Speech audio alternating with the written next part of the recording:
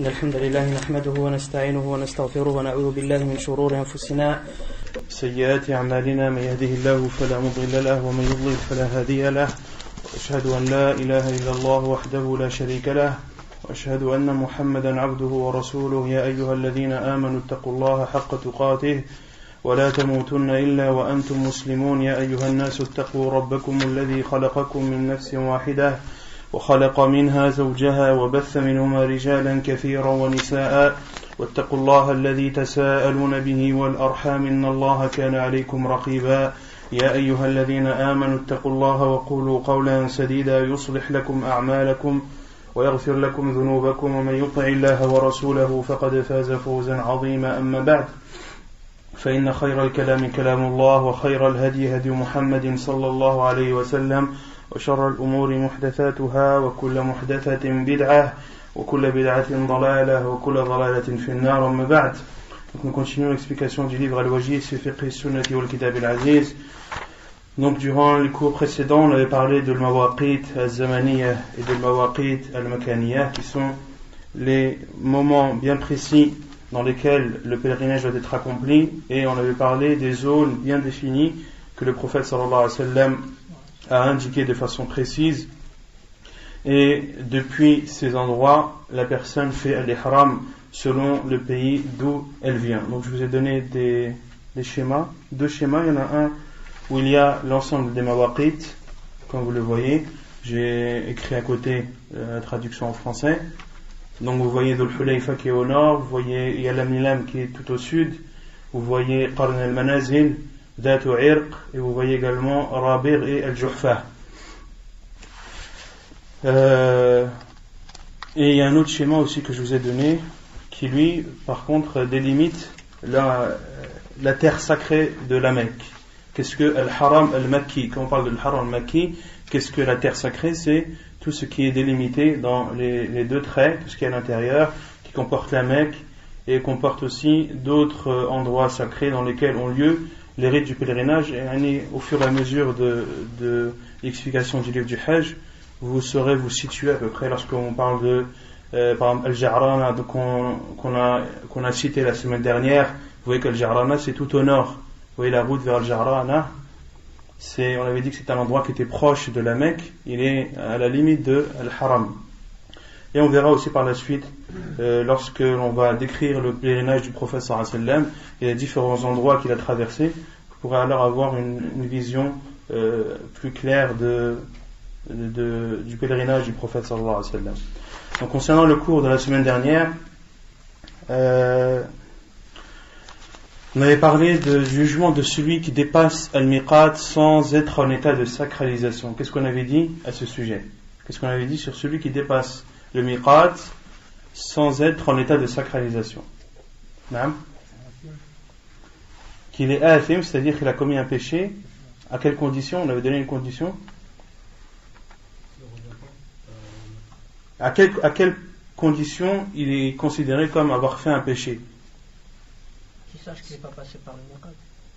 Non. Non. Qu'il sache qu'il a fait... Est-ce que tous ceux qui dépassent le miqat ont commis un péché? Non. Ahsan, celui qui a l'intention de faire le pèlerinage ou la umrah et qui dépasse le miqat sans être en état d'ihram, alors lui a commis un péché. Quant à celui qui dépasse le miqat, celui qui n'a pas l'intention de faire ni le hajj ni la umrah, mais va seulement pour rendre visite ou pour affaires ou autre, et qu'il dépasse le miqat, lui, il n'est pas considéré comme avoir fait un péché, car il n'a pas l'intention ni de faire la umrah, ni de faire le hajj. Donc pour celui qui a commis ce péché, c'est-à-dire qui a l'intention de faire le pèlerinage ou la umrah, et a dépassé le miqat sans être en état de sacralisation, quel est le jugement le concernant? Qu'est-ce qu'il doit faire? Il doit égorger une bête. On avait cité deux avis des savants à ce sujet. Certains savants disent que il doit égorger une bête. Il doit égorger une bête. Le deuxième avis dit qu'il doit faire tawba. Et le deuxième avis dit qu'il n'a pas de bête à égorger, mais qu'il doit uniquement faire le repentir. La première chose que les savants demandent, que l'ensemble des savants demandent, c'est que s'il a la possibilité de revenir, il doit revenir. S'il a la possibilité de revenir du miqat et d'être en état de sacralisation depuis ce miqat, alors il lui est obligatoire de faire cela. Mais s'il ne peut pas, c'est là où il y a la divergence des savants. Certains disent qu'il a fait ce qu'il a pu et il n'a pas de bête à égorger, et les autres savants disent qu'il a une bête à égorger. C'est l'avis de la plupart des savants. Quelle est la preuve de ceux qui disent qu'il a une bête à sacrifier? Quelle est la preuve? On avait cité la parole d'Abdullah ibn Abbas. On l'avait cité ou pas? On avait cité la parole d'Abdullah ibn Abbas, que celui qui délaisse une obligation du pèlerinage, il doit alors sacrifier une bête. Il doit alors sacrifier une bête. Et donc on avait dit que c'était l'avis de la plupart des savants, et d'autres savants qui eux considèrent qu'il n'a pas de bête à égorger, car il y a dans la sunna du prophète sallallahu alayhi wa sallam ce qui nous prouve cela, qui prouve qu'il n'y a pas de bête à égorger. On avait cité le hadith de Safwan ibn Ya'la, qui avait demandé à Omar al-Khattab radiyallahu anhu qu'il voulait voir, ou qui avait fait savoir à Omar al-Khattab qu'il voulait voir le prophète sallallahu alayhi wa sallam lorsqu'il avait la révélation, lorsque la révélation lui parvenait. Et un homme est venu voir le prophète sallallahu alayhi wa sallam qui était habillé et parfumé et en état d'ihram. Et il a demandé au prophète sallallahu alayhi wa sallam que pense-t-il, ou quel est son avis sur cet homme. Et le prophète sallallahu alayhi wa sallam s'est tu en attendant la révélation. Et lorsque la révélation lui est parvenue, le prophète sallallahu alayhi wa sallam a demandé où est l'homme qui m'a posé la question, et le prophète sallallahu alayhi wa sallam lui a dit lave le parfum qu'il y a sur toi 3 fois, enlève ton vêtement et fais ta umrah comme tu fais le hajj, et entre en état de sacralisation. Et le prophète sallallahu alayhi wa sallam ne lui a pas dit ici d'égorger une bête. On avait vu que l'avis le plus sûr, Wallahu a'lam, et c'est l'avis de la plupart des savants, c'est qu'il a une bête à égorger. Ensuite on a parlé de l'ihram, de l'état de sacralisation, et qu'il y avait 3 rites légiférés en islam. Ils sont au nombre de 3. Quel est leur nom?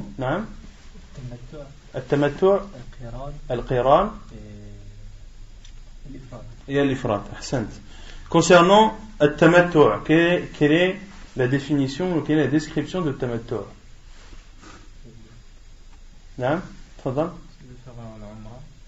C'est de faire la umrah et le hajj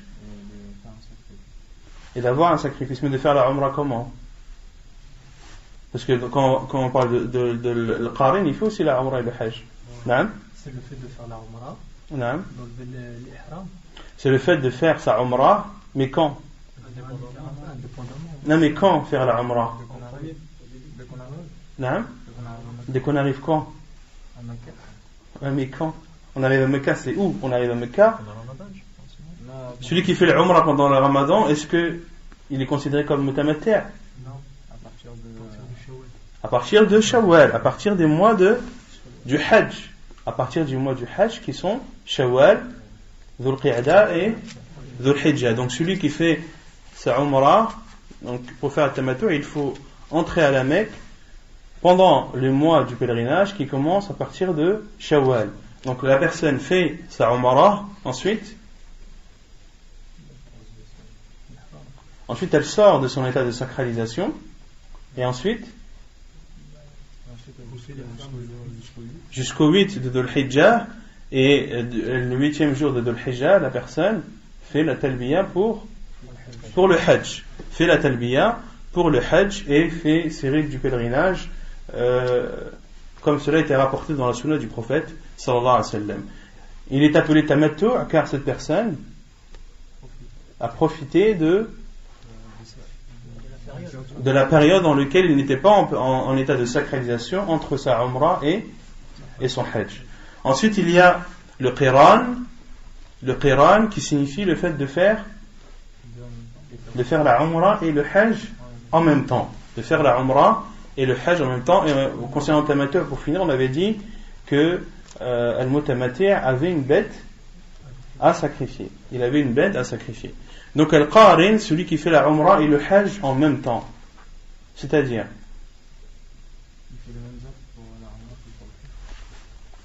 sa description. Naam. Naam. Donc il rentre à la Mecque pendant les mois du hajj, il fait sa umrah, donc il fait le tawaf, d'accord, et il a le choix soit de faire le sa'i, on commence soit de faire le sa'i juste après, ou bien d'attendre de faire le sa'i jusqu'au sa'i du hajj. Donc il a le choix soit de faire le sa'i de suite, ou bien de le faire pendant les rites du pèlerinage. Donc ensuite, qu'est-ce qu'il fait? Est-ce qu'il sort de son état de sacralisation? Non.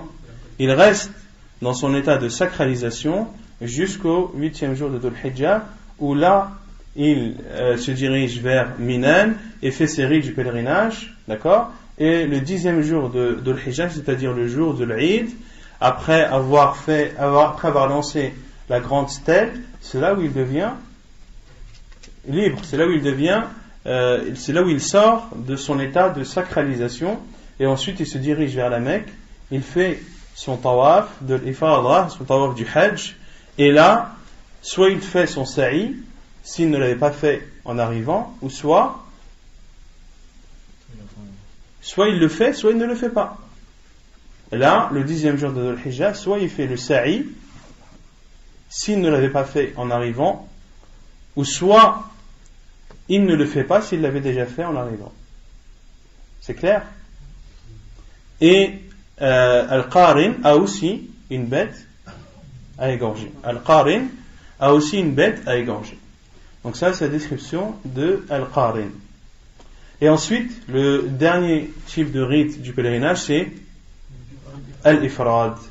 Al-Ifrad, qui est le fait de faire le hajj tout seul. De faire le hajj tout seul. Et on avait dit que la différence entre Al-Qiran et Al-Mufrid, c'est quoi? Il n'a pas de bête. C'est exactement les mêmes rites, sauf que Al-Mufrid n'a pas de bête à égorger et Al-Qarin, lui, a une bête à égorger. Et la différence aussi, elle intervient au niveau de la talbiya. Al-Qarin dit labbaik Allahumma umratan wa hajjan. Celui qui fait le qiran, il dit lors de cette talbiya labbaik Allahumma umratan wa hajjan. Quant au mufrid, il dit labbaik Allahumma bihajj ou labbaik Allahumma hajjan. Donc ce sont les deux différences, la première au niveau de la talbiya et la seconde concernant la bête que Al-Qarin a à égorger mais que le Mufrid lui n'a pas à égorger. C'est clair? Ensuite on avait parlé de l'ishtirat. Qu'est-ce que l'ishtirat? Le fait de conditionner, c'est-à-dire, ça veut dire quoi conditionner? Pendant son état d'ihram ou pendant la talbiya de l'ihram, de faire une condition, c'est-à-dire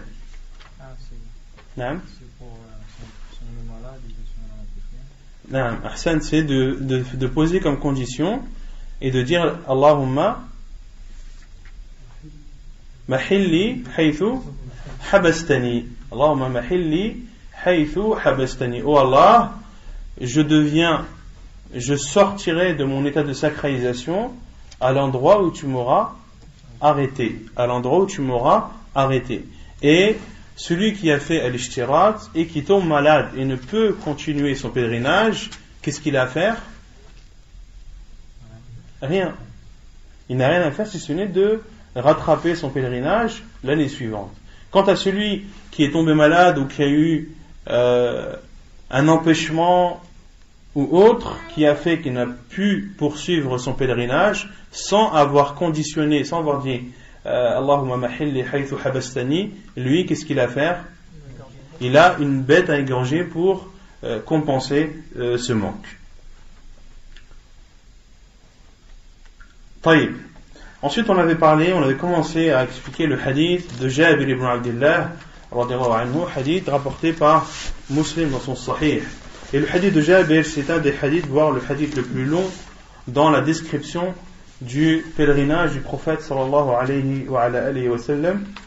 Et Cheikh Al-Albani rahimahullah a fait son livre Hajjatun Nabi sallallahu alayhi wa sallam en prenant comme base et comme source principale le hadith de Jabir ibn Abdullah radiyallahu ta'ala anhu, car il décrit de façon très précise le pèlerinage du prophète sallallahu alayhi wa sallam.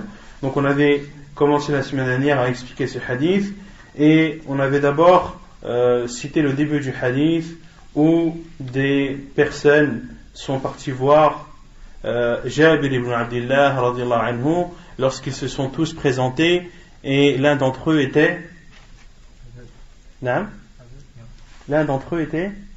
parmi les hommes qui sont venus rendre visite à Jabir ibn Abdullah, le petit-fils de Ali, qui est aussi l'arrière-petit-fils du prophète sallallahu alayhi wa sallam. Et on avait vu que Jabir ibn Abdullah avait accueilli de façon particulière cet arrière-petit-fils du prophète sallallahu alayhi wa sallam en lui ouvrant les boutons de sa chemise et en posant sa main sur sa poitrine pour montrer son affection et sa joie de le rencontrer. Et ensuite, l'arrière-petit-fils du prophète sallallahu alayhi wa sallam a posé la question à Jabir ibn Abdullah radiyallahu anhu, et il lui a dit: informe-moi, comment est-ce que le prophète sallallahu alayhi wa sallam a fait son pèlerinage? Et Jabir ibn Abdullah a fait un signe de ses doigts du nombre 9 et a dit que le prophète sallallahu alayhi wa sallam est resté 9 années sans faire son pèlerinage. Puis la 10e année de l'hégire, le prophète sallallahu alayhi wa sallam a appelé les gens à faire le pèlerinage, et les gens ont afflué de tous côtés et de toute région vers Médine, tous voulant faire le pèlerinage avec le prophète sallallahu alayhi wa sallam. Ils sont alors sortis avec le prophète alayhi wa sallam et se sont dirigés vers Dhul Hulayfa, qui est le miqat des gens de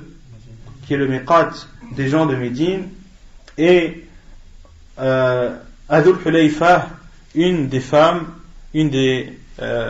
appelée Asma bint Umays a accouché de son enfant Muhammad ibn Abi Bakr, et elle a envoyé des personnes pour aller demander au prophète sallallahu alayhi wa sallam ce qu'elle devait faire, car c'est une femme qui, après avoir accouché, a ses sangs de lochi, donc elle est en état d'impureté. Et le prophète sallallahu alayhi wa sallam lui a dit de protéger l'endroit de ses parties intimes, de le protéger avec un chiffon, puis de faire son ihram, puis d'entrer dans son état de sacralisation. Et on avait dit à ce millénaire qu'on en déduit de ce hadith qu'il est autorisé à une femme qui a ses menstrues, à une femme qui a ses lochis, mais aussi à un homme qui est en état de janaba de rentrer en état de sacralisation. Il ne fait pas partie des conditions pour être en état de sacralisation d'être pur. D'accord? Et ensuite, le prophète sallallahu alayhi wa sallam est monté sur sa chamelle appelée Al-Qaswa, puis s'est dirigé vers la Mecque.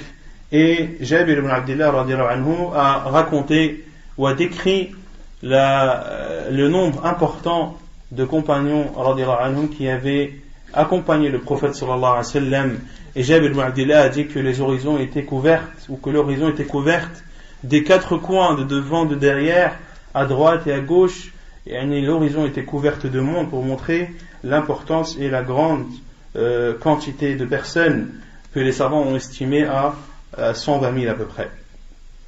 Et ensuite, le prophète sallallahu alayhi wa sallam a fait cette talbiya en disant labbaik Allahumma labbaik, labbaik la sharika lak labbaik, innal hamda wa ni'mata lak wal mulk, la sharika lak, en élevant sa voix. Et les compagnons radhiyallahu anhum élevaient aussi leur voix, et certains rajoutaient d'autres formules dans cette talbiya. Et le prophète sallallahu alayhi wa sallam, entendant ces rajouts, n'a pas réprimandé cela, ni n'a pas fait de reproche sur ces choses qui sont rajoutées sur la talbiya. ثم قال جابر رضي الله عنه لسنا ننوي إلا الحج لسنا نعرف العمرة حتى إذا أتينا البيت معه استلم الركن فرمل 3 ومشى 4 ثم نفذ إلى مقام إبراهيم عليه السلام فقرأ واتخذوا من مقام إبراهيم مصلى فجعل المقام بينه وبين البيت فكان أبي يقول ولا أعلمه ذكره إلا عن النبي صلى الله عليه وسلم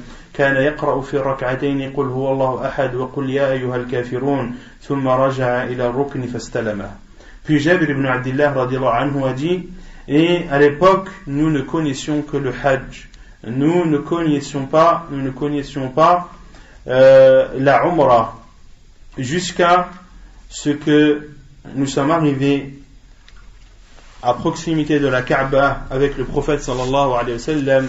Il a alors essuyé de sa main ar-rukn, le coin. Et ici, ar-rukn signifie, mais quel coin? Al-Hajar al-Aswad. Al-Hajar al-Aswad, la pierre noire, qui à la base était une pierre aussi blanche que, ou plus blanche que le lait, c'est une pierre du paradis, et qui a été noircie par les péchés des polythéistes. Et ici, Jabir ibn Abdillah a dit que le prophète sallallahu alayhi wa sallam a essuyé de sa main ce coin. Il a appelé Al-Hajar al-Aswad, la pierre noire, le coin, car elle est située dans un des coins de la Kaaba. Il ne faut pas comprendre dans cela que c'est Ar-Rukn al-Yamani. Ce n'est pas le coin yéménite dans ce hadith, mais c'est bel et bien la pierre noire. Faramala 3. Puis le prophète sallallahu alayhi wa sallam a fait Ar-Ramal 3 fois. C'est-à-dire, il a commencé à faire ces tournées autour de la Kaaba qui sont au nombre de 7. Et durant les 3 premiers tours, le prophète sallallahu alayhi wa sallam a fait Ar-Ramal.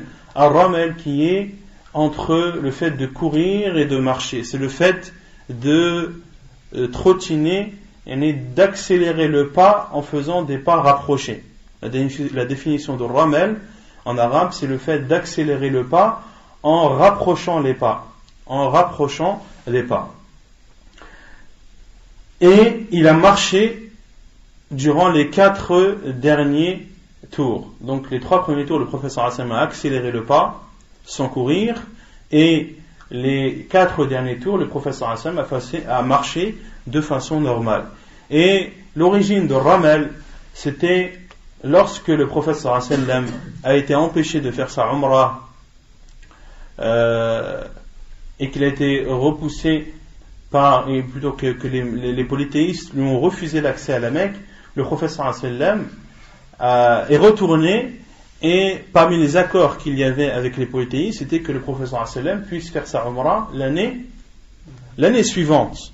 Et l'année suivante, le prophète sallallahu alayhi wa sallam a fait sa Umrah qui est appelée chez les savants Umratul Qada, la Umrah de rattrapage, c'est-à-dire la Umrah que le prophète sallallahu alayhi wa sallam a fait pour compenser celle qu'il n'a pas pu faire, étant donné que les polythéistes ne lui avaient pas autorisé de faire la Umrah à la Mecque ou d'entrer à la Mecque.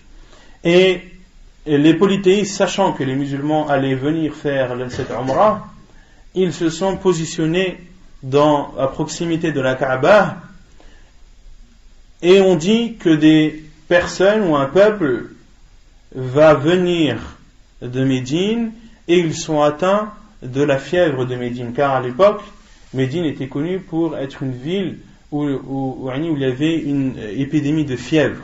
Pour cela que le prophète sallallahu alayhi wa sallam a fait une invocation pour que cette maladie soit qu'Allah subhanahu wa ta'ala déplace cette maladie vers Al-Juhfa. On a eu ce hadith dans les cours précédents. Le prophète sallallahu alayhi wa sallam a fait une invocation pour que cette maladie soit transférée, ou qu'Allah subhanahu wa ta'ala la déplace vers Al-Juhfa.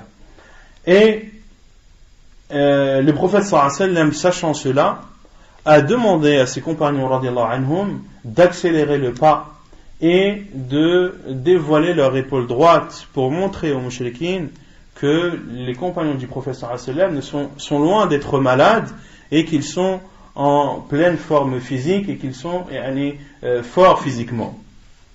Et le prophète sallallahu alayhi wa sallam, pour ne pas fatiguer ses compagnons, leur a dit de faire un ramal, d'accélérer le pas, sauf entre le Rukn al-Yamani, entre le coin yéménite et le Hajar al-Aswad.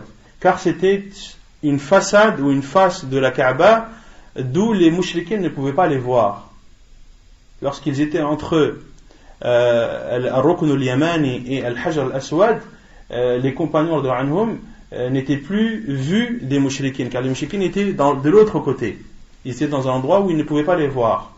Et le professeur Hassan a demandé à ses compagnons de marcher, de ne pas trop se fatiguer, de marcher entre ces deux. De toute façon, les mouchriquins ne les verraient pas. Puis, une fois arrivés à Al-Hajar al-Aswad, de réaccélérer le pas.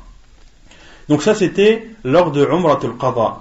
Mais lors du pèlerinage du professeur Hassan, le professeur Hassan a marché, a accéléré le pas durant les 3 premiers tours dans leur totalité. Même entre Ar-Rukn al-Yamani et Al-Hajar al-Aswad, même entre le coin yéménite et la pierre noire. Et les savants disent que ce second fait du professeur Hassan abroge le premier. Ce que le professeur Hassan a fait en dernier, c'est-à-dire d'accélérer le pas durant les 3 tours dans leur totalité, abroge ce que le professeur Hassan avait dit aux compagnons, à savoir de marcher entre Ar-Rukn al-Yamani et Al-Hajar al-Aswad. Puis le professeur Hassan s'est dirigé vers vers Maqam Ibrahim. Et ici en arabe, Jabir ibn Abdillah a dit Thumma nafad. Le professeur Hassan est parvenu. Et ceci montre qu'il y avait beaucoup de monde, car entre Al-Hajar al-Aswad et Al-Maqam Ibrahim, ce n'est pas une longue distance, c'est un trajet très court. Et le fait que Jabir ibn Abdillah ait dit que le professeur sallam est parvenu, cela nous prouve qu'il y avait énormément de monde et que les déplacements étaient difficiles. Donc une fois le professeur sallam arrivé au maqam de Ibrahim, il a lu la parole d'Allah subhanahu wa ta'ala وَاتَّخِذُوا مَقَامُ إِبْرَاهِيمَ مُصَلَّى, et prenez le maqam de Ibrahim comme un lieu de prière. Et le prophète sallallahu alayhi wa sallam s'est positionné de telle sorte que le maqam de Ibrahim se situe entre lui et la Kaaba. Puis Jabir ibn Abdillah dit, et mon père disait وَلَا أَعْلَمُهُ ذَكَرَهُ إِلَّا عَنِ النَّبِي صلى الله عليه وسلم. Et cela a été rapporté du prophète sallallahu alayhi wa sallam. Et le prophète alayhi wa sallam, durant cette prière qui se composait de 2 raka'at, il récitait durant la première raka'at surat al-Fatiha, en plus ou rajouté de Qul ya ayyuhal kafirun, surat al-Kafirun, et dans la seconde raka'at, le prophète sallallahu alayhi wa sallam récitait al-Fatiha et Qul huwallahu ahad.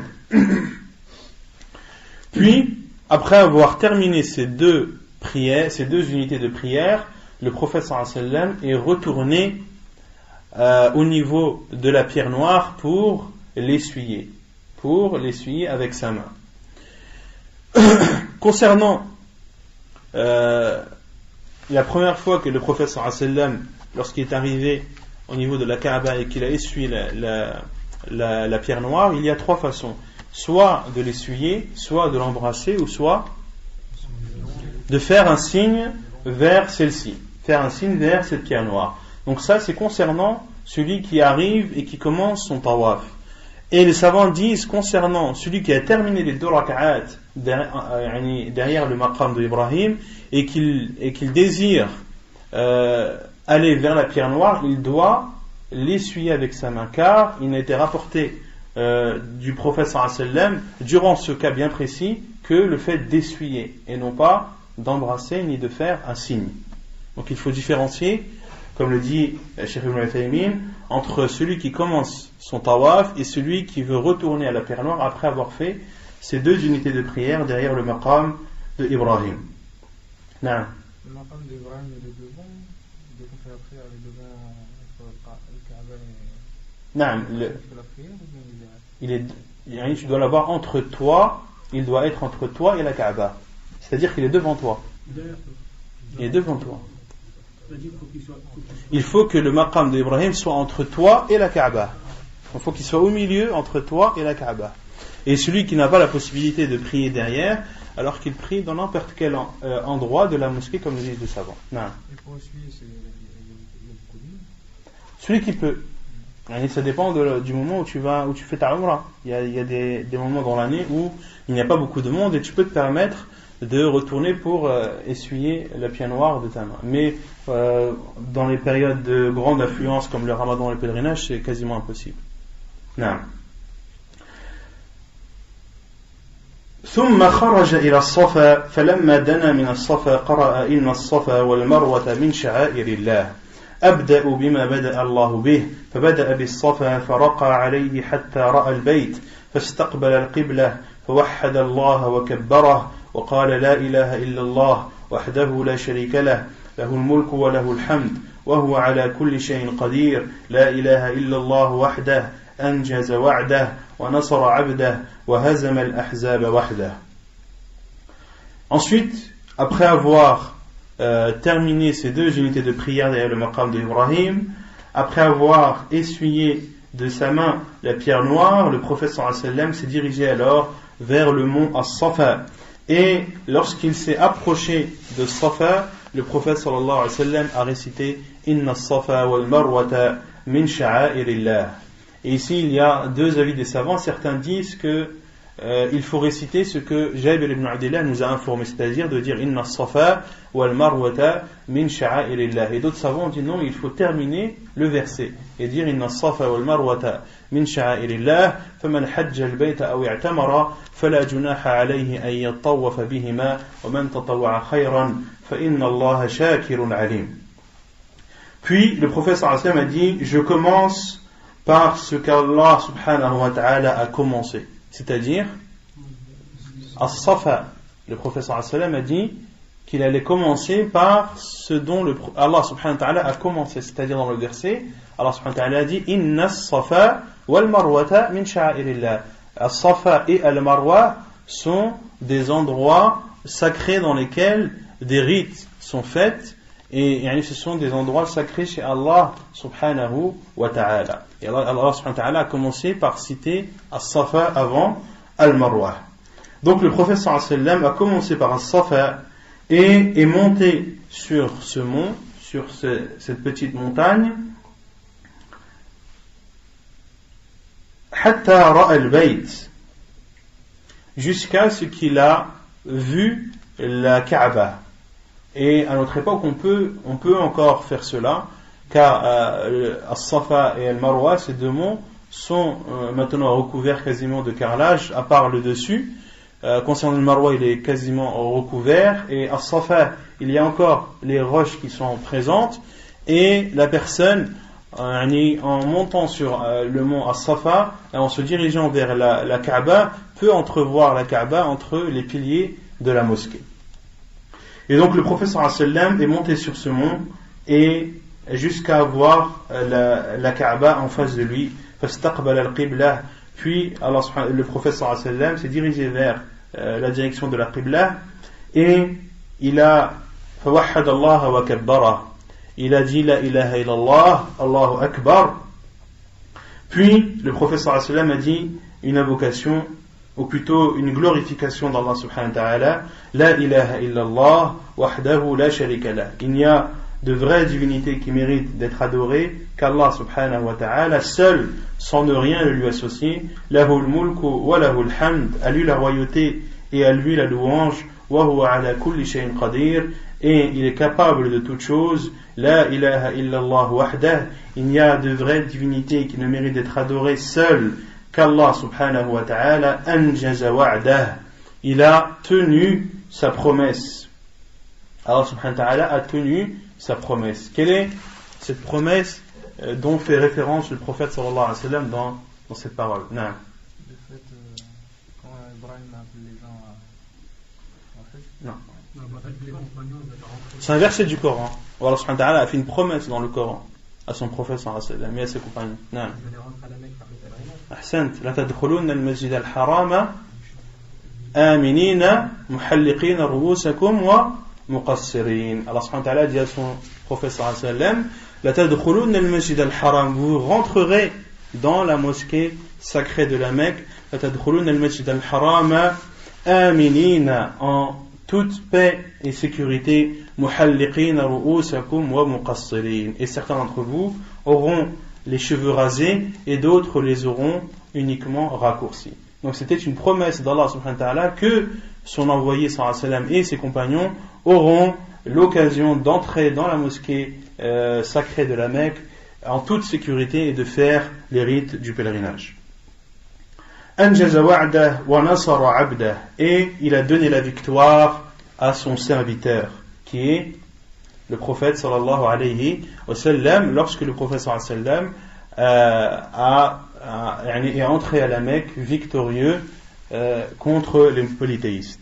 وهزم الأحزاب وحده, et celui qui a battu al-Ahzab seul, et ceci durant la bataille des tranchées. Ceci durant la bataille de Khandaq, où Allah subhanahu wa ta'ala a chassé les polythéistes avec le vent, avec un simple vent qui était fort et qui apportait avec lui sable et poussière. Allah subhanahu wa ta'ala a fait fuir ces polythéistes qui avaient encerclé Médine et qui s'apprêtaient à attaquer le prophète sallallahu alayhi wa sallam, qui avait avant creusé des tranchées, lui et ses compagnons radiyallahu anhum. ثم دعا بين ذلك فقال مثل هذا 3 مرات ثم نزل إلى المروة. Et le prophète sallallahu alayhi wa sallam faisait des invocations après ceci et il répétait cela 3 fois. Donc le prophète sallallahu alayhi wa sallam disait la ilaha illallah wahdahu la Allahu akbar Allahu akbar Allahu akbar, puis disait la ilaha illallah wahdahu la sharika lah lahul mulku wa lahul hamd wa huwa ala kulli shay'in qadir, la ilaha illallah wahdahu anjaza wa'dah wa nasara 'abdah wa hazama al-ahzab wahdah. Puis le prophète sallallahu alayhi wa sallam faisait des invocations en levant ses mains et en se dirigeant vers la qibla. Il faisait ainsi 3 fois de suite. ثم نزل إلى المروة. Puis le prophète sallallahu alayhi wa sallam, après avoir fait cela 3 fois de suite, est descendu vers Al-Marwa, حتى إذا انصبت قدماه في بطن الوادي سعى. Et le prophète sallallahu alayhi wa sallam est descendu de As-Safa pour se diriger vers Al-Marwa, et une fois que qu'il est arrivé dans le creux de la vallée, car à l'époque entre As-Safa et Al-Marwa il y avait une sorte de vallée, et lorsque la terre était droite, le prophète sallallahu alayhi wa sallam a accéléré le pas. Sa'a yani asra'. فلما حتى إذا انصبت قدماه في بطن الوادي سعى. Et lorsqu'il est arrivé dans le creux de la vallée, l'endroit qui était droit et stable dans la vallée, le prophète sallallahu alayhi wa sallam a accéléré le pas. Et ceci a pour origine que la femme de Ismaïl, la mère d'Ismaïl alayhi salam, Hajar, la femme d'Ibrahim alayhi salam, lorsque Ibrahim alayhi salam a déposé Hajar et son fils Ismaïl au milieu du désert, en les laissant à Allah subhanahu wa ta'ala, en leur laissant quelques dattes et du lait. Une fois ces dattes et ce lait terminés et consommés, Hajar alayhi salam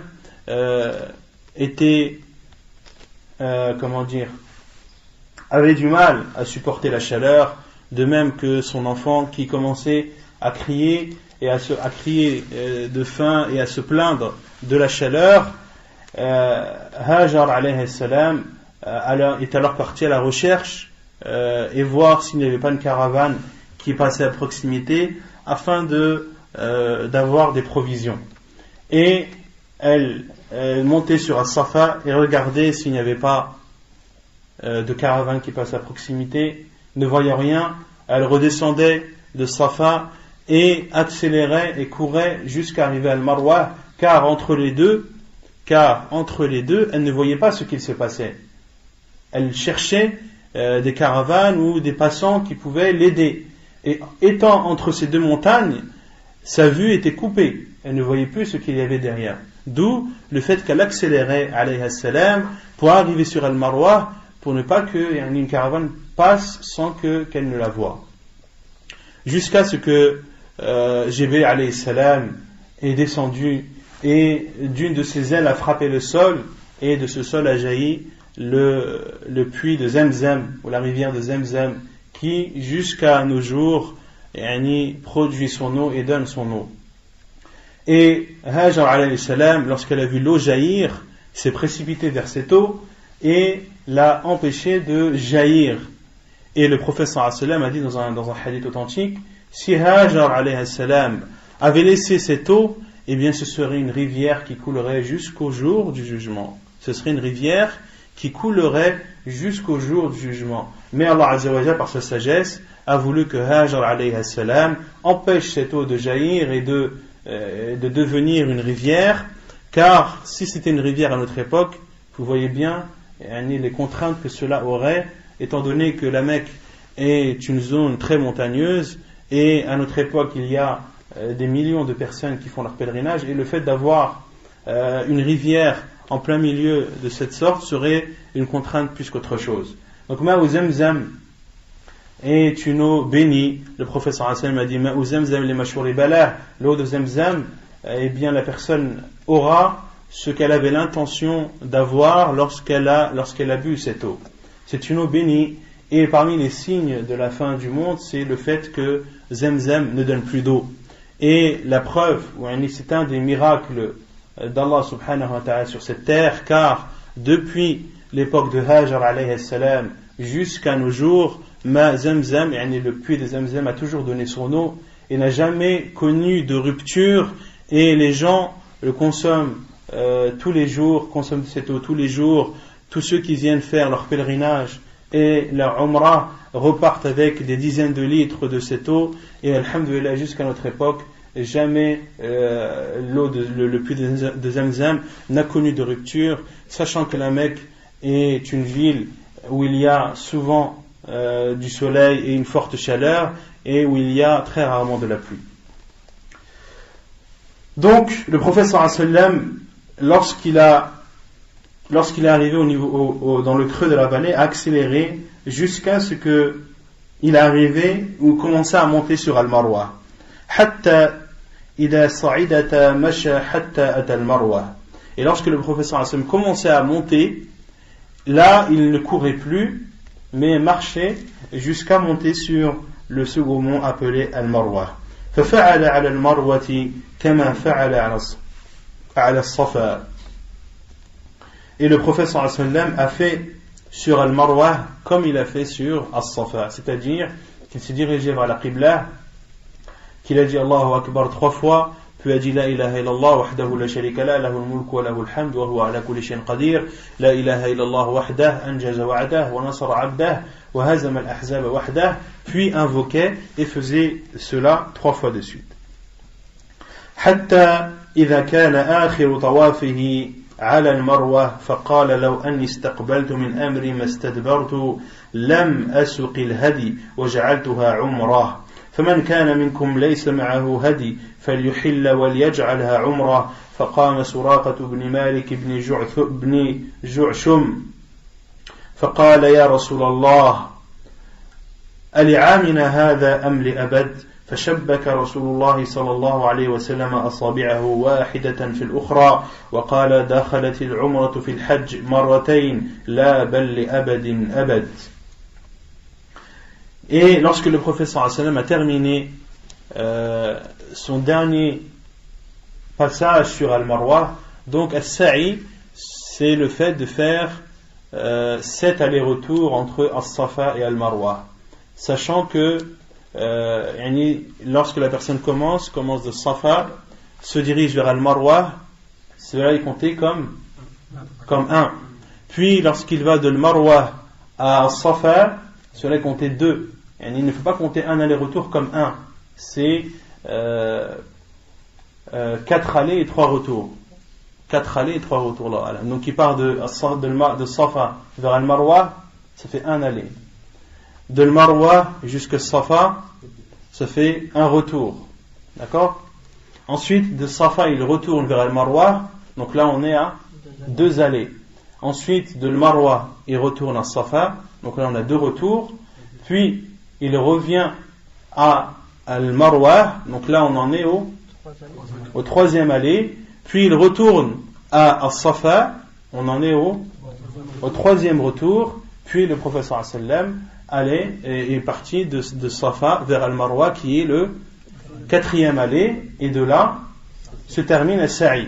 Donc il y a 4 allées et 3 retours. Il y a donc 4 allées et 3 retours, sachant que l'invocation que le prophète sallam faisait à 3 reprises se fait avant de commencer et non pas une fois avoir terminé. Le prophète sallam est monté sur As-Safa, a fait son invocation, puis lorsqu'il est arrivé sur Al-Marwa, il a fait son invocation à 3 reprises, ceci avant de commencer son deuxième retour. D'accord? Son premier retour à Afwan. Il a commencé l'invocation lorsqu'il est arrivé sur As-Safa, avant de commencer son premier aller. Arrivé sur Al-Marwa, il a dit ses invocations 3 fois avant de commencer le premier retour. Et arrivé au 7e, le prophète sallam n'a pas fait 3 fois l'invocation, car il a terminé, il ne recommence plus un 4e retour, vu qu'il n'y en a que 3. Vu qu'il n'y en a que 3, lorsque la personne arrive sur Al-Marwa, il n'y a plus le dernier tour, et qu'il arrive sur Al-Marwa, il ne fait plus ses invocations à 3 reprises. Et une fois arrivé sur Al-Marwa, le prophète sallallahu alayhi wa sallam a dit: law anni istaqbaltu min amri mastadbartu lama asuqi al-hadi wa ja'altuha umrah. Si je savais avant ce qu'il allait se passer après, je n'aurais pas apporté avec moi al-hadi, la bête à égorger, wa ja'altuha umrah, et j'aurais fait après ce rite, et j'aurais fait de ce rite une umrah. Autrement dit, le prophète sallallahu alayhi wa sallam a dit que s'il avait la possibilité de revenir en arrière, il n'aurait pas apporté avec lui la bête à égorger, car le fait qu'il l'apporte avec lui l'empêche de sortir de son état de sacralisation. Allah subhanahu wa ta'ala dit: وَلَا تَحْلِقُوا رُؤُوسَكُمْ حَتَّى يَبْلُغَ الْهَدْيُ مَحِلَّهُ, et n'égorgez pas ne rasez pas vos têtes jusqu'à avoir sacrifié vos bêtes. Et donc le prophète sallallahu alayhi wa sallam a dit: si j'avais la possibilité, ou si je savais avant ce qu'il y allait se passer après, je n'aurais pas apporté avec moi la bête à égorger, et j'aurais fait de ceci une umrah. فَمَنْ كَانَ مِنْكُمْ, celui d'entre vous qui n'a pas apporté sa bête avec lui, qu'il sorte de son état de sacralisation et qu'il considère celle-ci comme une umrah. Autrement dit, le prophète sallallahu alayhi wa sallam a fait un appel à ses compagnons pour qu'ils fassent quel type de rite? Pour qu'ils fassent at-tamattu'. Le prophète sallallahu alayhi wa sallam leur a ordonné de se raser la tête ou de se couper les cheveux, c'est-à-dire de sortir de leur état de sacralisation et de considérer les rites qu'ils venaient de faire comme étant une umrah. Ceci pour celui qui n'a pas apporté avec lui sa bête. Faqama, et Suraqa ibn Malik ibn Ju'shum s'est levé et a dit: ô envoyé d'Allah, est-ce que ceci est valable juste cette année ou alors à jamais? Et le prophète sallallahu alayhi wa sallam a joint ses doigts, a entrelacé ses doigts comme ça. Shabbaka sallallahu alayhi wa sallam asabi'ahu wahidan fil ukhra, il a rentré un doigt dans l'autre. وقال دخلت العمرة في الحج, et le prophète sallallahu alayhi wa sallam a dit: la umrah est entrée ou entre dans le hajj. La umrah est entrée dans le pèlerinage. La umrah est entrée dans le pèlerinage. Puis le prophète sallallahu alayhi wa sallam a dit: la bal li abadin abad, non, mais à jamais, à jamais. C'est-à-dire, non, ceci n'est pas propre uniquement à cette année, mais cela est valable à jamais. Cela est valable jusqu'au jour du jugement. Cela est valable jusqu'au jour du jugement. Et les compagnons, entre autres ici, Suraqa ibn Malik, a demandé cela au prophète sallallahu alayhi wa sallam, car il ne connaissait pas cela à l'époque. Le pèlerinage était une chose que faisaient les polythéistes, et il n'était pas connu à l'époque de faire une umrah pendant les mois du hajj. Cela n'était pas connu du tout des compagnons radhiyallahu anhum, et cela les a beaucoup étonnés au point que ce compagnon radiyallahu anhu a posé la question au prophète sallallahu alayhi wa sallam, car ce qui était connu chez eux, c'est que pendant les mois du pèlerinage, on ne fait que le pèlerinage, et on ne fait pas de umrah. وقدم علي من اليمن ببدن النبي صلى الله عليه وسلم فوجد فاطمة رضي الله عنها ممن حل ولبست ثيابا صبيغا واكتحلت فأنكر ذلك عليها فقالت إن أبي أمرني بهذا قال فكان علي يقول بالعراق فذهبت إلى رسول الله صلى الله عليه وسلم محرشا على فاطمة للذي صنعت مستفتيا لرسول الله صلى الله عليه وسلم فيما ذكرت عنه فأخبرته أني أنكرت ذلك عليها فقال صدقت ماذا قلت حين فرضت الحج قال قلت اللهم إني أهل بما أهل به رسولك قال فإن معي الهدي فلا تحل. Et Ali radiallahu anhu, donc Jabir ibn Abdillah continue son récit du pèlerinage du prophète sallallahu alayhi wa sallam et dit, puis Ali radiallahu anhu est venu du Yémen avec les chamelles et les chameaux du prophète sallallahu alayhi wa sallam. Et arrivé à la Mecque, Ali radiallahu anhu a vu Fatima radiallahu anha qui était Fatima, la femme de Ali ibn Abi Talib et la fille du prophète sallallahu alayhi wa sallam. Et il a vu Fatima radiallahu anha qui faisait partie des femmes qui étaient sorties de leur état de sacralisation. Et elle avait mis des vêtements colorés. On avait dit dans les cours précédents que les vêtements colorés au temps du prophète sallallahu alayhi wa sallam étaient mis pour s'embellir. Étaient des vêtements qui étaient des vêtements beaux que les gens mettaient pour se faire beau. Waqtahalat, donc elle avait mis de beaux vêtements et a mis du kuhl. Autrement dit, elle s'est fait belle pour son mari radiyallahu ta'ala anha. Fa'ankara dhalika alayha. Et Ali ibn Abi Talib radiyallahu anhu, en voyant cela, a condamné ce geste et ce fait de Fatima radiyallahu anha, car celui qui est en état de ihram, il ne lui est pas autorisé d'avoir des rapports avec son épouse. Il n'est pas autorisé pour celui qui est en état d'ihram d'avoir des rapports intimes. فقالت إن أبي أمرني بهذا. Et elle a répondu, c'est mon père qui m'a ordonné de faire ceci. C'est son père, le prophète sallallahu alayhi wa sallam, qui lui a ordonné de sortir de son état de sacralisation, comme le prophète sallallahu alayhi wa sallam l'a ordonné à l'ensemble de ses compagnons qui n'avaient pas apporté avec eux leur bête à égorger. فكان علي يقول بالعراق. Et Ali radiallahu anhu disait lorsqu'il était en Irak, c'est-à-dire que Ali radiallahu anhu, lorsqu'il était gouverneur des croyants, est parti en Irak. Et lorsqu'il était en Irak, il disait aux compagnons radiallahu anhu, mais racontez ce fait aux compagnons et à ceux qui étaient proches de lui, et il disait, je suis parti alors vers le prophète sallallahu alayhi wa sallam pour rapporter ce que Fatima radiallahu anha a fait, et aussi pour demander au prophète sallallahu alayhi wa sallam le jugement de cette umrah dont elle m'a informé. Et Ali radiallahu anhu a dit فأخبرته أني أنكرت ذلك عليها. Et j'ai informé le prophète sallallahu alayhi wa sallam que j'ai condamné ce que Fatima radiallahu anha a fait. Et le prophète sallallahu alayhi wa sallam a dit صدقت. Elle a dit vrai.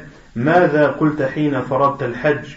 Puis le prophète sallallahu alayhi wa sallam a dit à Ali radiallahu anhu, qu'as-tu dit lorsque tu as fait ton intention du pèlerinage? Autrement dit, lorsque tu as fait l'intention de l'ihram. Lorsque tu as fait l'intention de l'ihram. Et Ali radiallahu anhu a dit, j'ai dit, ô Allah, j'entre uhillu bima ahalla bihi rasuluk. J'entre en état de sacralisation comme l'est entré ton prophète. Autrement dit, je fais le même rite que le prophète sallallahu alayhi wa sallam. Puis le prophète sallallahu alayhi wa sallam a dit fa inna ma'il hadi fala tahil. Et le prophète sallallahu alayhi wa sallam a dit à Ali radiallahu anhu, j'ai apporté avec moi la bête à égorger, ne sors pas de ton état de sacralisation.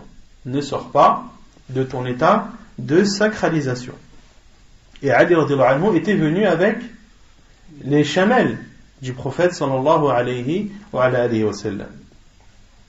قال فكان جماعة الهدي الذي قام به علي من اليمن والذي أتى به النبي صلى الله عليه وسلم 100. Et Jabir ibn Abdullah a dit, et l'ensemble des chamelles et des chameaux qu'a apporté Ali radiallahu anhu du Yémen, ajouté à ceux que le prophète sallallahu alayhi wa sallam a apporté avec lui, était au nombre de 100. La totalité faisait 100. فحل الناس كلهم وقصروا إلا النبي صلى الله عليه وسلم ومن كان معه هدي.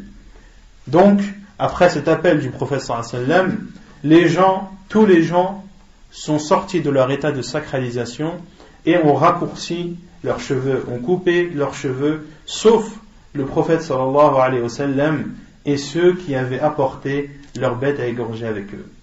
فلما كان يوم التروية توجهوا إلى منى. Donc ils sont restés ainsi, et le prophète sallallahu alayhi wa sallam est resté dans son état de sacralisation, lui et les personnes qui avaient apporté les bêtes avec eux.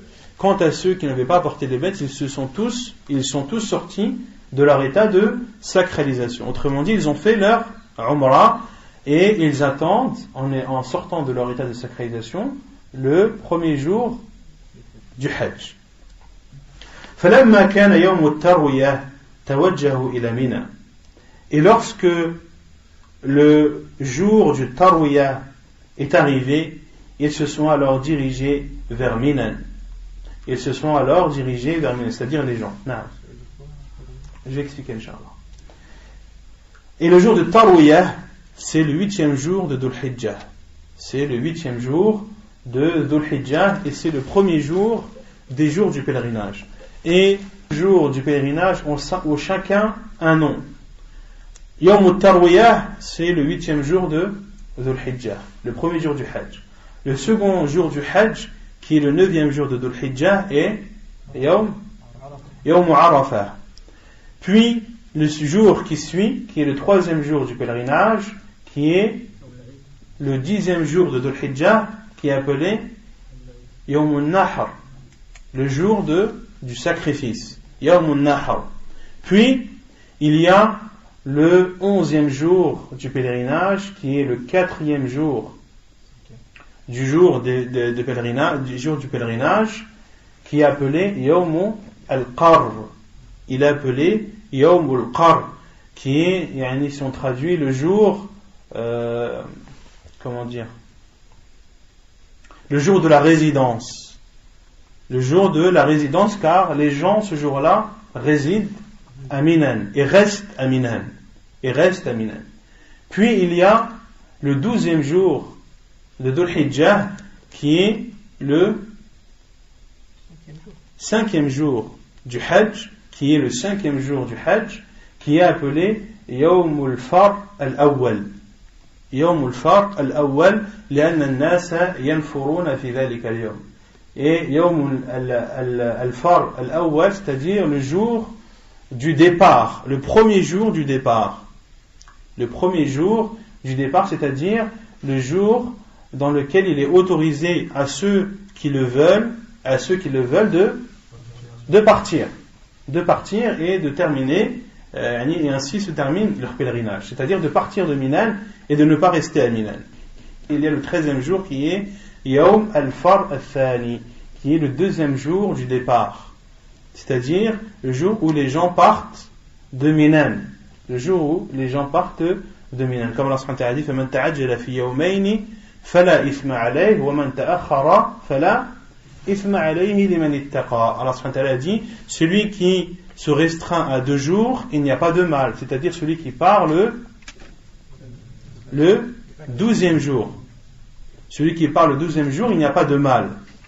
Et فَمَنْ تَعَجَّلَ فِي يَوْمَيْنِ فَلَا إِثْمَ عَلَيْهِ وَمَنْ تَأَخَّرَ فَلَا إِثْمَ عَلَيْهِ. Et celui qui reste, c'est-à-dire jusqu'au 13e jour, فَلَا إِثْمَ عَلَيْهِ, il n'y a point de mal pour lui, لِمَنِ اتَّقَى, pour celui qui veut atteindre la piété, ou pour celui qui veut être pieux. Donc il est préférable pour celui qui fait son pèlerinage de rester à Minan jusqu'au 13e jour de Dhul Hijjah. Donc chaque jour du pèlerinage a un laqab, a un surnom. Donc le 8e jour de Dhul Hijjah, qui est Yawm al-Tarwiyah, il est appelé Yawm al-Tarwiyah car à l'époque les gens préparaient leurs gourdes d'eau, et préparaient leur approvisionnement d'eau, d'où ce mot al-Tarwiyah.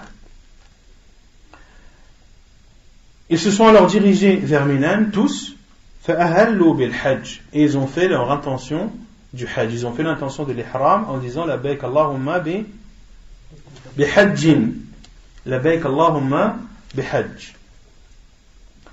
Qui a fait ce tahlil, qui a fait cette intention de l'Ihram? Est-ce que le prophète sallallahu alayhi wa sallam aussi l'a fait? Non. Ils l'ont fait ceux qui n'ont pas apporté leur bête et qui sont sortis de leur état de sacralisation après avoir accompli leur umrah. Ou bien ceux qui ont voulu faire al-ifrad. Car on l'avait vu dans le hadith précédent, le hadith de Aïcha radhiyallahu anha, qui a informé que nous sommes sortis avec le prophète sallallahu alayhi wa sallam, parmi nous des gens qui avaient l'intention de faire al-tamattu', d'autres de faire al-qiran et d'autres de faire al-ifrad. Donc ils ont fait alors l'intention du Hajj. وركب رسول الله صلى الله عليه وسلم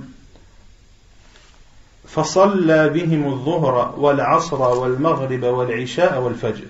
Et le prophète sallallahu alayhi wa sallam est alors monté sur sa monture et a présidé la prière de Dhuhr, de l'Asr, de l'Maghrib, de l'Isha et du Fajr.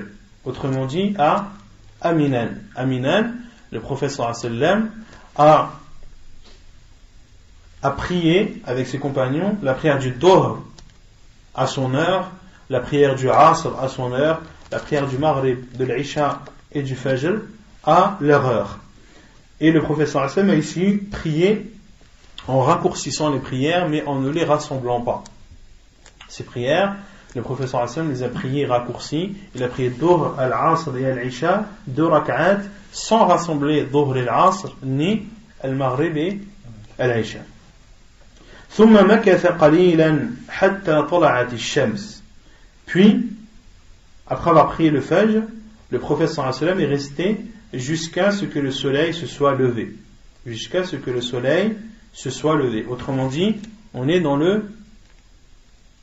quel jour? C'est le 2e jour du Hajj, qui est le 9e jour de Dhul Hijjah, qui est le jour de Arafat. وأمر بقبة من شعر تضرب له بنمرة.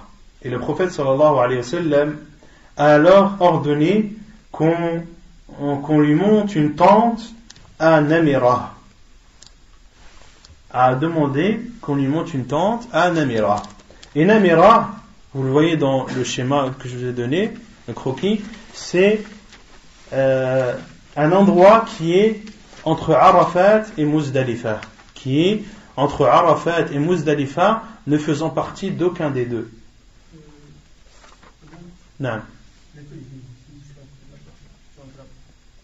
Non. Pour les femmes qui veulent récupérer des croquis, ils sont sur une table juste derrière la porte. Non, juste derrière la porte, il y a des croquis pour les sœurs qui veulent les récupérer. Donc Namira, comme je l'ai dit, c'est un endroit qui se trouve entre Muzdalifa et Arafat, qui ne fait partie d'aucun des deux. Il ne fait partie ni de Arafat ni de Muzdalifa. Donc le prophète sallallahu alayhi wa sallam a ordonné qu'on lui monte une tente là-bas. فَسَارَ رَسُولُ اللَّهِ صلى الله عليه وسلم وَلَا تَشُكُّ قُرَيْشٌ إِلَّا أَنَّهُ واقف عند المشعر الحرام كما كانت قريش تصنع في الجاهلية. Donc, puis, lorsque le prophète sallallahu alayhi wa sallam est parti de Minan pour se diriger vers Namira, Quraysh n'avait aucun doute que le prophète sallallahu alayhi wa sallam allait s'arrêter dans Al-Mash'ar al-Haram. Al-Mash'ar al-Haram qui fait partie de Al-Muzdalifa, qui est un mont appelé Al-Mash'ar. Et concernant Al-Mash'ar al-Haram, il peut vouloir dire deux choses. Il peut vouloir dire le mont, la montagne qui est présente appelée Jabal al-Mash'ar, ou il veut dire aussi al-Muzdalifa dans sa totalité. Car le prophète sallallahu alayhi wa sallam a dit al-Mash'ar kulluhu mawqif. Lorsque le prophète sallallahu alayhi wa sallam est arrivé à Muzdalifa, il a dit que al-Mash'ar, autrement dit al-Muzdalifa, est entièrement un endroit de stationnement et dans sa totalité un endroit de stationnement. Et à l'époque, Quraysh, le jour de Arafat, il ne se dirigeait pas vers Arafat. Quraysh, lorsqu'ils faisaient leur pèlerinage, le jour de Arafat, le 9e jour de Dhul Hijjah, ne se dirigeait pas à Arafat, mais il restait à Al-Mash'ar al-Haram qui est dans Al-Muzdalifa. Al-Mash'ar al-Haram, je ne sais pas si je vous l'ai mis. Je l'ai mis. Al-Mash'ar al-Haram qui est dans Al-Muzdalifa et qui fait partie des terres sacrées. Al-Mash'ar al-Haram, vous voyez qu'il fait partie des terres sacrées. Il rentre dans la délimitation. Donc il fait partie de la terre sacrée contrairement à Arafat. Est-ce que Arafat fait partie de la terre sacrée? Non, il n'en fait pas partie. Al-Mash'ar al-Haram, lui, en fait partie, et Quraysh n'allait pas à Arafat car ils disaient que nous sommes les gens de la Mecque et il ne nous est pas autorisé de sortir de la terre sacrée. C'est pour cela qu'ils ne se dirigeaient pas vers Arafat. Et lorsque le prophète sallallahu alayhi wa sallam est sorti de Minan pour se diriger vers An-Namira, Quraysh était persuadé que le prophète sallallahu alayhi wa sallam allait faire ce qui était de coutume, c'est-à-dire de rester à Al-Mash'ar al-Haram et de ne pas se diriger vers Arafat. Mais le prophète sallallahu alayhi wa sallam فأجاز حتى أتى عرفة. Le prophète sallallahu alayhi wa sallam a dépassé Al-Mash'ar al-Haram. Donc vous voyez, il est parti de Minan et a traversé Al-Mash'ar al-Haram pour se diriger vers Arafah. حتى أتى عرفة فوجد القبة قد ضربت له بنمرة. Et une fois arrivé à Arafah, le prophète sallallahu alayhi wa sallam a trouvé alors sa tente qui était montée à Namira. Ici, il ne faut pas comprendre de ce hadith que Arafat fait partie ou que Namira fait partie de Arafat. Car ici, Jabir ibn Abdullah a dit Hatta ata Arafat, jusqu'à ce qu'il soit arrivé à Arafat et à Namira, il a trouvé sa tente. Est-ce qu'on comprend de cela que Namira fait partie de Arafat? Non, il ne faut pas comprendre cela. Il faut comprendre que le prophète sallallahu alayhi wa sallam est passé peut-être par Arafat, mais qu'ensuite il s'est dirigé à Namira. Ça peut très bien se comprendre, on peut très bien le comprendre ainsi, que le prophète sallallahu alayhi wa sallam est arrivé à Arafat, puis est reparti à Namira, là où sa tente avait été montée. فنزل بها, le prophète sallallahu alayhi wa sallam est alors rentré dans sa tente.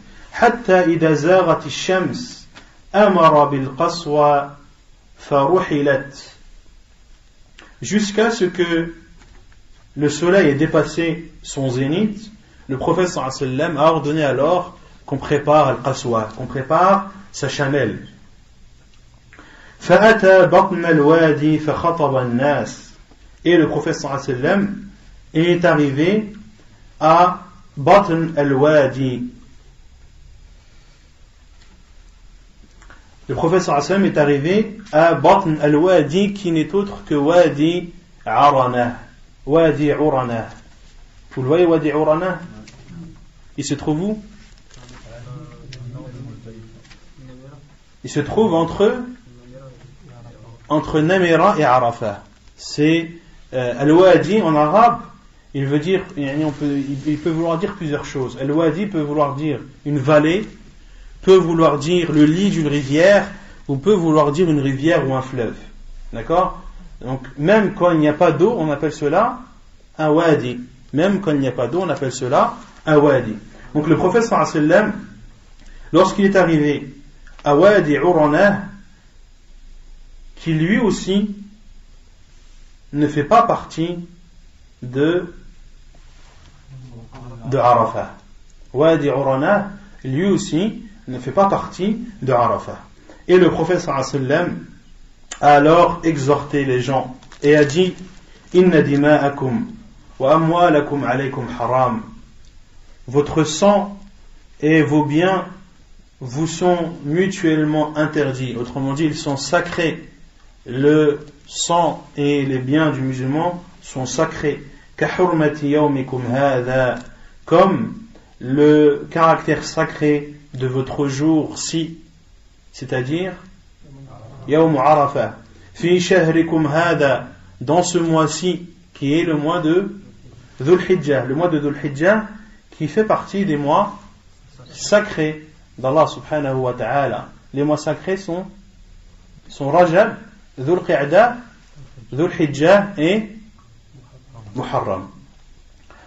Fi baladikum hadha, dans cette ville-ci, qui est la ville de Mecca, qui est la ville de Mecca. Wa inna awwala dima wa inna ala kullu shay'in min amri al-jahiliyyati tahta qadami mawdu'. Puis le prophète sallallahu alayhi wa sallam a dit, toute chose faisant partie ou appartenant à la période anté-islamique est sous mes pieds abolie. Et sous mes pieds abolie. Wa dima'ul jahiliyyati mawdu'a, et les prix du sang appartenant à la période anté-islamique sont abolis. C'est-à-dire les prix du sang. Non. C'est-à-dire qu'il n'y a plus de loi de talion, ni il n'y a plus de prix du sang. C'est-à-dire que celui qui tue, en islam, celui qui tue une personne, à qui son sort dépend de qui? Dépend de la famille. De la famille du défunt, de la famille de celui qui a été tué. Soit ils exigent la loi du talion, c'est-à-dire de tuer celui qui a tué, ou bien alors ils acceptent ad-diya, ils acceptent le prix du sang, ils acceptent que ce tueur paye une compensation qui est très lourde. Au temps du professeur Hassan, c'était l'équivalent de 100 chamels. C'était l'équivalent de 100 chamels. Et le juge musulman, dans cela, ne fait qu'appliquer le souhait de la famille du défunt. Le juge n'a pas à décider à la place de la famille du défunt, mais il fait ce qu'ils ont choisi. S'ils ont choisi d'appliquer la loi du talion, qui est de tuer celui qui a tué, alors le juge doit appliquer cette peine, et pareil pour le prix du sang. Donc le professeur Hassan a dit, le sang qui a été écoulé durant la période anté-islamique, il n'y a plus ni loi de talion, ni prix du sang. وإن أول دم وضع أضع من دمائنا دم بن ربيعة بن الحارث. Et le premier prix du sang que j'abolis parmi nos sangs qui ont été parmi notre sang qui a été coulé, c'est le sang de Ibn Rabi'a ibn al-Harith. Et Ibn Rabi'a ibn al-Harith, c'est le petit cousin du prophète sallallahu alayhi wa sallam, car c'est Ibn Rabi'a ibn al-Harith ibn Abd al-Muttalib. Vous pouvez le rajouter, c'est Ibn Rabi'a ibn al-Harith ibn Abd al-Muttalib. Donc c'était l'arrière-cousin, ou plutôt le petit cousin du prophète sallallahu alayhi wa ala alihi wa sallam. Autrement dit, le prophète sallallahu alayhi wa sallam a commencé par abolir le prix du sang de ses proches. A commencé par abolir le prix du sang de ses proches. Et il a dit, كان مسترضعا في بني سعد فقتلته هذيل. Et le professeur Sam a dit concernant Ibn Rabi'a ibn al-Harith qu'il était allaité chez les fils de Sa'd, dans la tribu des fils de Sa'd. فقتلته هذيل. Et Hudayl l'a tué. Une femme appelée Hudayl l'a tué. A tué cet enfant qui était chez eux pour être allaité. Et le professeur Hassan a aboli ce prix du sang. Autrement dit, il a tourné la page sur cet enfant qui a été tué et ne demandera pas à ceux qui ont commis ce meurtre ni la loi du talion, ni le prix du sang. Et le prophète sallallahu alayhi wa sallam a commencé par sa famille pour montrer, et cela nous montre la justice du prophète sallallahu alayhi wa sallam, et qu'il n'y a pas de favoritisme en islam concernant les lois d'Allah subhanahu wa ta'ala. Ce n'est pas parce que tu es le fils d'un tel ou que tu es le père d'un tel, etc., que on doit outrepasser les lois d'Allah subhanahu wa ta'ala sur toi. Et ainsi était le prophète sallallahu alayhi wa sallam. Wa riba al-jahiliyyati mawdu', et le riba, c'est-à-dire l'usure, le surplus dû à un prêt qui a été fait durant la période anti-islamique est aboli. Wa awwalu riban ad'u ribana wa awwalu riban ad'u ribana riba Abbas ibn Abd al-Muttalib. Donc l'intérêt qui a été fait ou qui a été conclu durant la période anti-islamique est aboli. Et le premier des intérêts que j'abolis, c'est l'intérêt de Abbas ibn Abd al-Muttalib. C'est l'intérêt de Abbas ibn Abd al-Muttalib qui était de la famille du prophète sallallahu alayhi wa sallam. Autrement dit, toutes les transactions qui ont été faites pendant la période anti-islamique, celui parmi les compagnons du prophète sallallahu alayhi wa sallam qui avait conclu ou qui a prêté de l'argent à un autre en se mettant d'accord sur le fait de rendre cet argent avec un surplus, eh bien, tout ce surplus doit être aboli, ne doit pas être accepté de celui qui a prêté l'argent et ne doit pas être donné de celui à qui l'argent a été prêté. فَإِنَّهُ مَوْضُوعٌ كُلُّهُ, il est totalement aboli, c'est-à-dire l'intérêt dont s'était mis d'accord Abbas ibn Abd al-Muttalib est annulé dans sa totalité. Et on en déduit de ce hadith, de cette parole du prophète sallallahu alayhi wa sallam, que cela paraissait être une somme très grande, car le prophète sallallahu alayhi wa sallam a dit فَإِنَّهُ مَوْضُوعٌ كُلُّهُ, il est aboli dans sa totalité. On comprend de cela que c'était une grosse somme d'argent. فَاتَّقُوا اللَّهَ فِي النِّسَاءِ, craignez Allah dans les femmes, فَإِنَّكُمْ أَخَذْتُمُوهُنَّ بِأَمَانِ اللَّهِ, car vous les avez pris et elles sont un dépôt chez Allah subhanahu wa ta'ala, c'est-à-dire de prendre soin d'elles et de subvenir à leurs besoins, et que c'est un dépôt, et le fait de préserver un dépôt qu'Allah subhanahu wa ta'ala te donne est une obligation. وَاسْتَحْلَلْتُمْ فُرُوجَهُنَّ بِكَلِمَاتِ اللَّهِ, et vous avez rendu licite leur partie par les paroles d'Allah subhanahu wa ta'ala. Par les paroles d'Allah subhanahu wa ta'ala.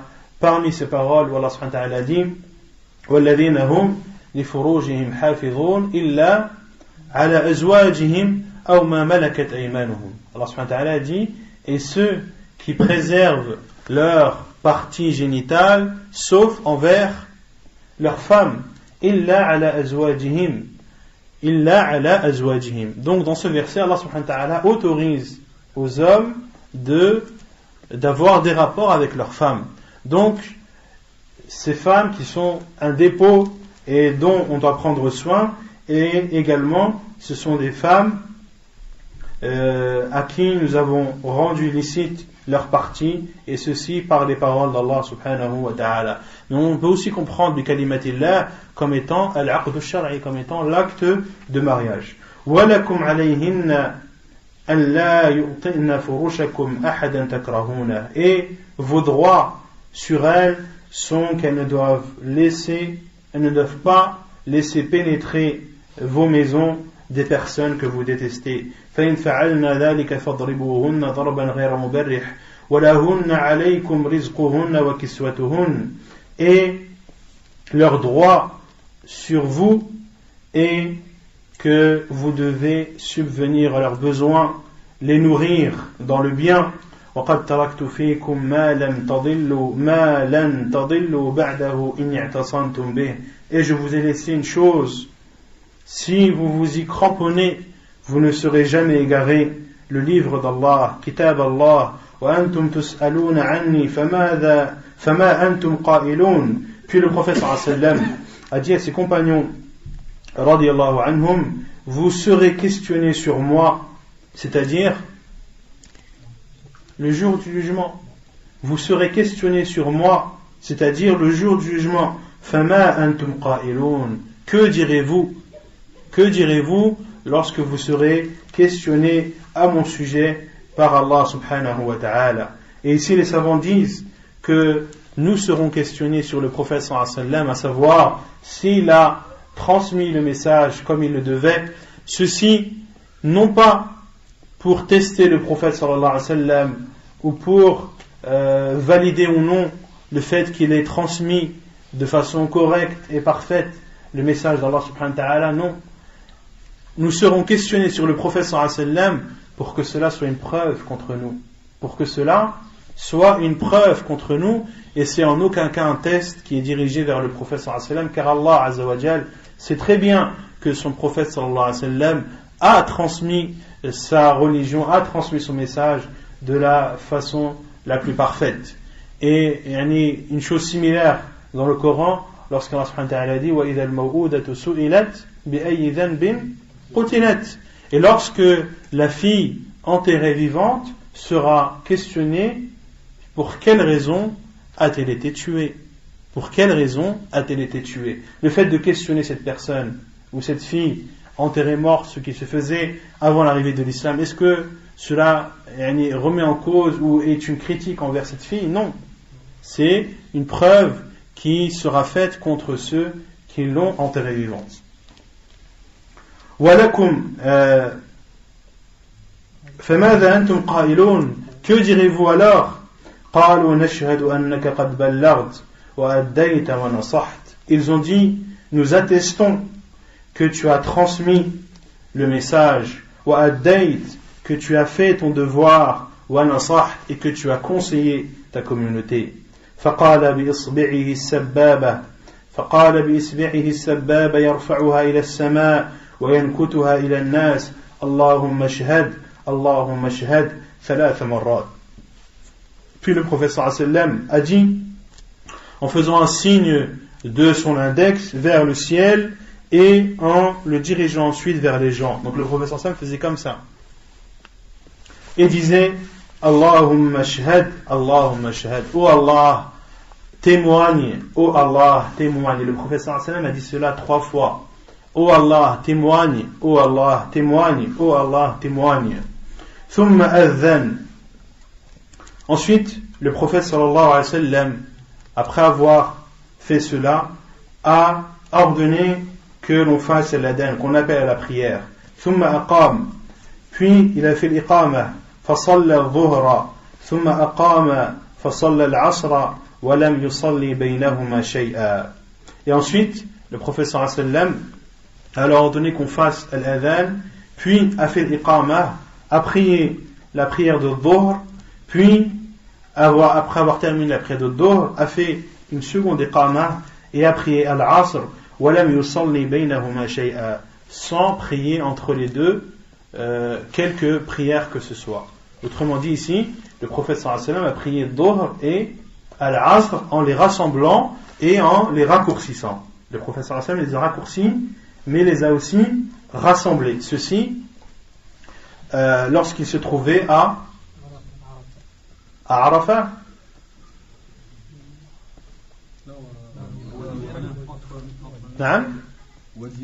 À Wadi Urana. Le prophète sallallahu alayhi wa sallam a fait son discours où? À Wadi Urana.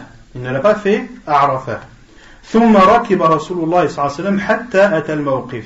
Puis, après avoir prié, le prophète sallallahu alayhi wa sallam est monté sur sa monture jusqu'à être arrivé à l'endroit de stationnement. حتى أتى الموقف. Et ici c'est à Arafat. Là, le prophète sallallahu alayhi wa sallam est arrivé à Arafat.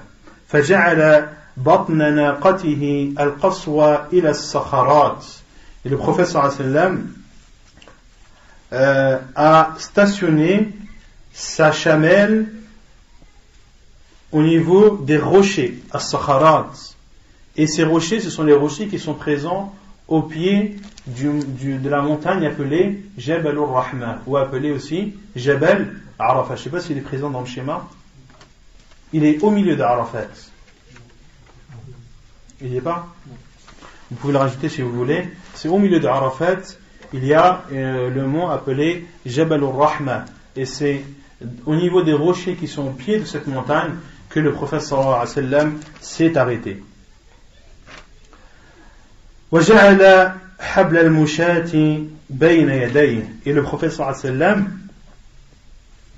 wa sallam s'est positionné de telle sorte que le chemin qu'empruntaient les gens, habl al-mushat, c'est-à-dire un chemin élevé. Al-habl, en arabe, c'est un endroit élevé, légèrement élevé, dans lequel marchaient les gens. C'est une route qui était légèrement élevée, que les gens empruntaient et marchaient, en marchant. Et donc le prophète sallallahu alayhi wa sallam s'est positionné de telle sorte à avoir cette route en face de lui, wastaqbal al-qibla.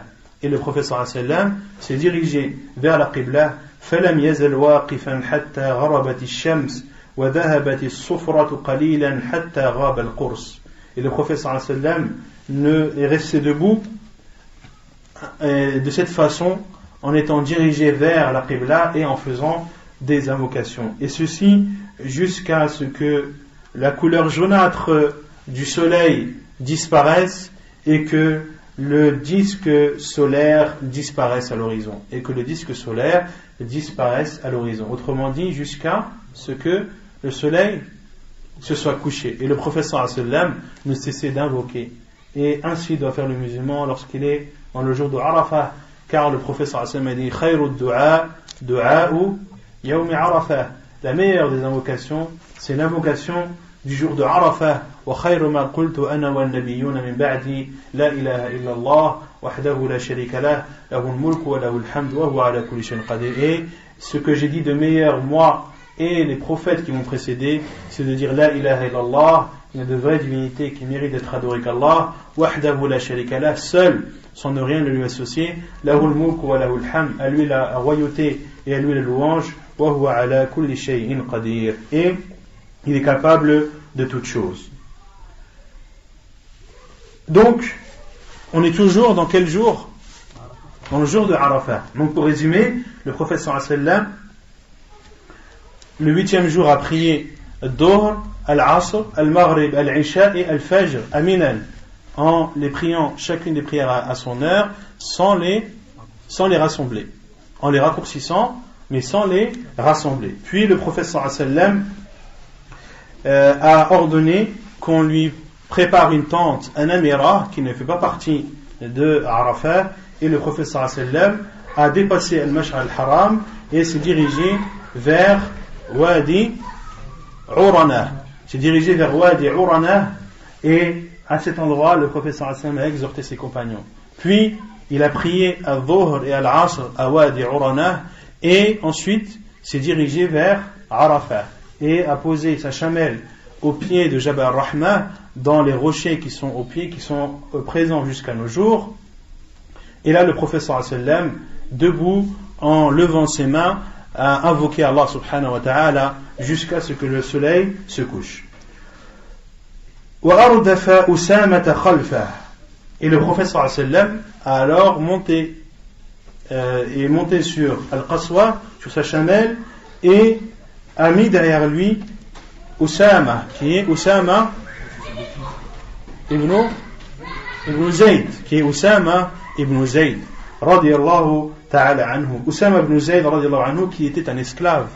Et le prophète sallallahu alayhi wa sallam, on voit dans cela sa modestie, la modestie du prophète sallallahu alayhi wa sallam, qui fait monter derrière lui, non pas les grands compagnons et ceux qui étaient connus, mais il fait monter derrière lui sallallahu alayhi wa sallam, aux yeux de tout le monde, aux yeux de tous les pèlerins, qui le regardait et qui le scrutait car il l'imitait dans ses rites du pèlerinage. Le prophète sallallahu alayhi wa sallam a mis derrière lui un esclave sallallahu alayhi wa ala alihi wa sallam.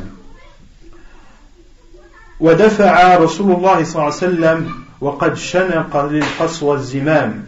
Et le prophète sallallahu alayhi wa sallam est alors parti sur sa chamelle. وقد شنق للقصوى الزمام. Et le prophète sallallahu alayhi wa sallam a tiré les rênes, à tirer les rênes de sa chamelle très fort vers lui, au point que la tête de sa chamelle touchait presque comment on appelle ça, non, la selle, touchait presque le devant de la selle, au point que la tête de la chamelle touchait presque le devant de la selle. Pourquoi? Car il y avait beaucoup de monde et le prophète sallallahu alayhi wa sallam était obligé de maîtriser sa chamelle pour ne pas blesser les pèlerins qui étaient tout autour de lui sallallahu alayhi wa alihi wa sallam. ويقول بيده اليمنى أيها الناس السكينة السكينة.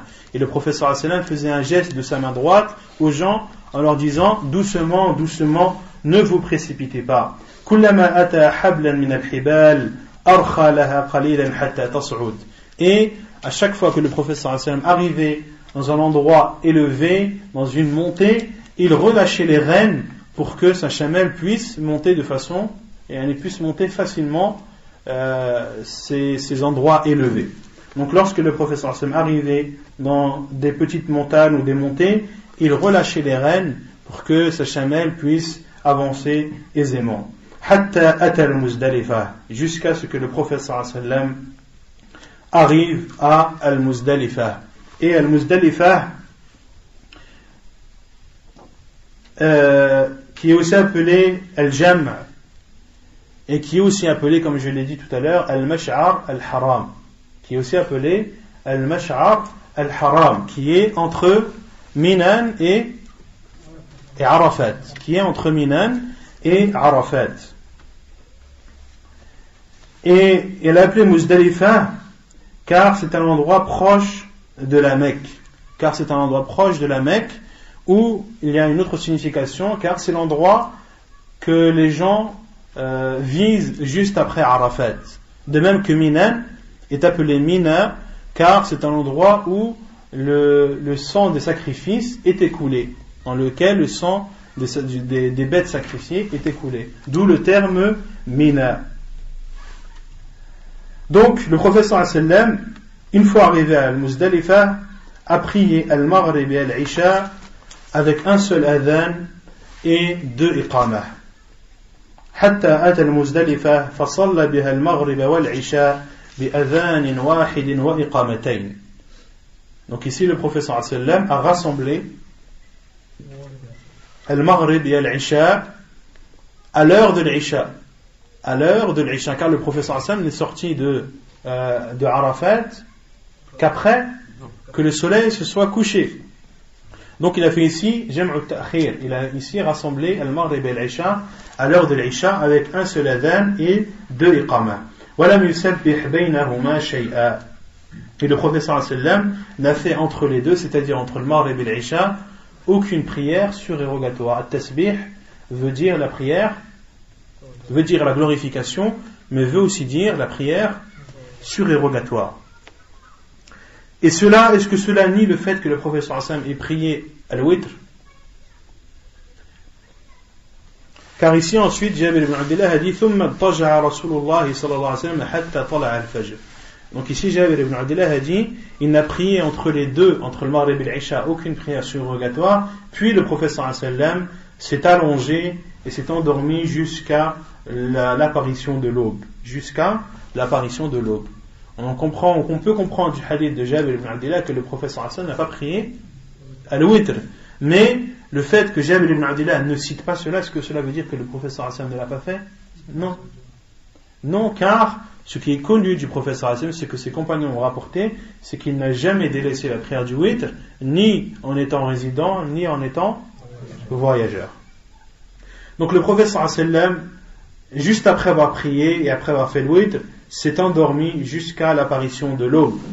Wa salla al-fajr, et il a prié al-fajr, hatta tabayyana lahu as-subh bi adhan wa iqama. Il a prié l'aube jusqu'à ce que la lueur de l'aube lui est apparue, jusqu'à ce que la prière de l'aube lui est apparue, et le prophète sallallahu alayhi wa sallam a fait un adhan, un appel à la prière, ainsi que une iqama. ونكتفي بهذا القدر وسبحانك اللهم وبحمدك أشهد أن لا إله إلا أنت أستغفرك وأتوب إليك.